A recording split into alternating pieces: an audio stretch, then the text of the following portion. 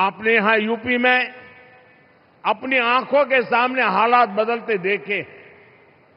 कुछ साल पहले तक जब यहां समाजवादी पार्टी की सरकार थी तो यूपी में बेटियों का घर से बाहर निकलना भी मुश्किल हो गया था।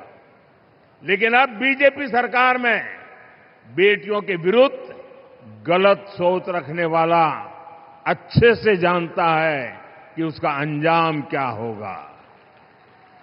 साथियों, भारतीय न्याय संहिता ने भी बहनों बेटियों को सुरक्षा का नया भरोसा दिया है।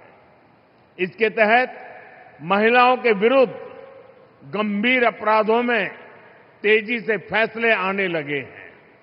इसी प्रकार महिला थानों और परामर्श केंद्रों का नेटवर्क भी निरंतर बढ़ रहा है। आज यहां भी एक महिला पुलिस चौकी और परामर्श केंद्र के भवन पर काम शुरू हुआ है। ऐसे कदम बेटियों को सुरक्षा की गारंटी देते हैं। साथियों, जब महिलाओं की आर्थिक शक्ति बढ़ती है तो घर में उनकी आवाज भी उतनी ही बुलंद हो जाती है। इसलिए सुविधा और सुरक्षा का विश्वास देने के साथ साथ हमने बहनों की आर्थिक भागीदारी बढ़ाने पर बल दिया है। बीते 11 वर्षों में देश की करीब 10 करोड़ बहनें सेल्फ हेल्प ग्रुप में जोड़ी गई है।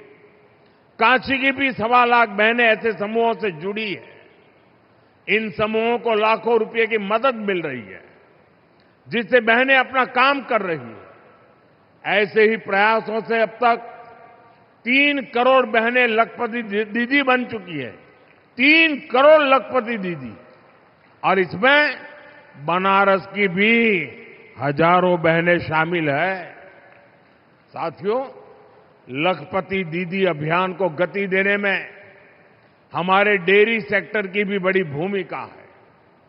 यहां बनास डेयरी से जुड़ी लाखों बहनें बहुत ही शानदार काम कर रही है।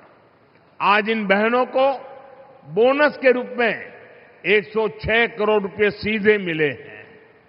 मैं इन सभी बहनों को बहुत बहुत बधाई देता हूं। मैं काशी में डेयरी सेक्टर से जुड़ी महिलाओं से कहूंगा, अभी तक शुरुआत भइल हो।